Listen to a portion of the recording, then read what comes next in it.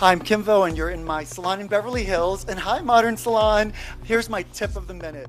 Today, we're talking about the life of a celebrity stylist, Kim Vo.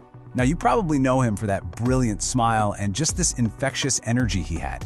But behind all the glamour, he was hiding a secret, a 7-year battle that would completely redefine his legacy. I mean, that one sentence, it just says it all, doesn't it? It perfectly frames the two completely different worlds Kim Vo was living in. The one we all saw, and the one he was desperately fighting to survive. So first, let's talk about the Kim Vo everyone thought they knew. He wasn't just a stylist, oh no, he was a celebrated artist. This whirlwind of creativity and charisma who would just light up any room he walked into. And this really sums up his public persona, right? He was called the Master of Blonde for a reason. He was a fixture on red carpets, and you'd see that high-energy personality on TV all the time. But for him, it was never just a job. He treated hair like a canvas, you know? He truly believed in making people feel beautiful from the inside out. This was the vibrant artist the world saw, and the one they absolutely adored.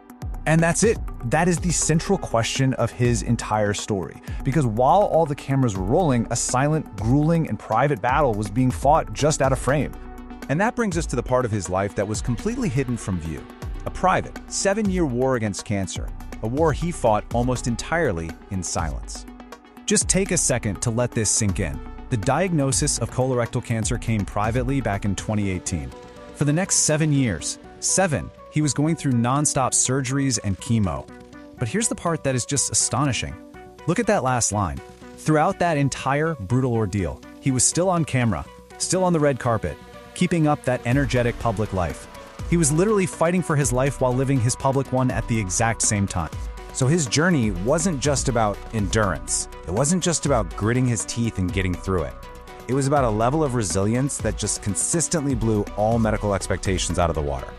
You can see the huge contrast right here.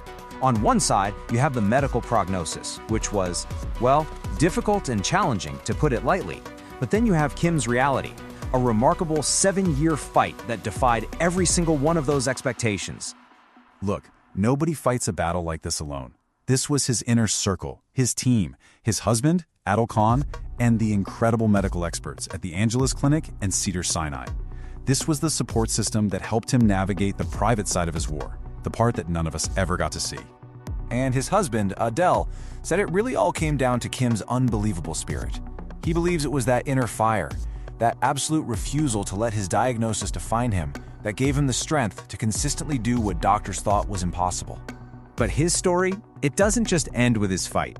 It actually builds to this incredibly powerful message for all of us. A call to action that was forged in those 7 years of struggle. 2 simple words. That's it. But they really capture the single most important lesson he learned: health-first vigilance. And you have to understand, this wasn't just some nice-sounding phrase. This was his survival strategy, a mantra born from 7 years on the front lines of his own health battle. So what does health-first vigilance actually look like for you and me? Well, he left us with 3 really clear takeaways. First, prioritize those early screenings. Don't wait for symptoms to show up, because waiting can mean waiting too long. Second, you have to advocate for your own health. You are the #1 expert on your own body, and you have to be your own champion. And third, practice vigilance. This means making your health a conscious, daily priority, not just something you think about when you get sick. Kim Vo's story it's a testament to incredible strength. But his ultimate legacy isn't just his art or his resilience. It's this challenge. He's asking each and every one of us to look at our own lives and answer a simple but absolutely vital question. How will you honor his message?